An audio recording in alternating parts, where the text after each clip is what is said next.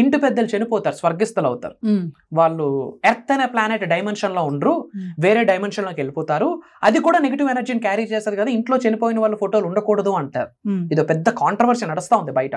వాస్తవం ఏంటంటే of course human గా వచ్చి స్వర్గస్థులై వెళ్ళిపోయారు, ఎర్త్ అనే డైమెన్షన్ లో లేరు, కరెక్టే. కానీ వాళ్ళు మనకి యాన్సిస్టర్స్, ఇంటి పెద్దలు. పండగ మనం వాళ్ళ ఇంటికి కలుపుతాం, పెద్దల్లో కలుపుతాం, దైవంలో కలుపుతాం, వాళ్ళనే దండం పెట్టుకొని వెళ్తాం, బ్లెస్సింగే. కాకపోతే ఏ డైరెక్షన్లో పెట్టాలి, ఏ డైరెక్షన్లో పెడితే ఆ డైరెక్షన్లో చనిపోయిన వాళ్ళ ఫోటోలు ఇంట్లో పెట్టకూడదు. పెట్టొచ్చు, but as per vastu direction బట్టి పెట్టాలి. పాయింట్ నెంబర్ 1, బెడ్రూమ్స్లో ఉండకూడదు. ఎందుకంటే నిద్రలు ఎప్పుడో లేస్తాము, చూస్తాం, తుల్లు పడతాము, మీదకి వచ్చినట్టు, ఇవన్నీ చిన్నపిల్లలు ఫీల్ అవుతారు కాబట్టి అంతకు మించి పెద్ద మీనింగ్ ఏం లేదు. బెడ్రూమ్లో ఉండకూడదు.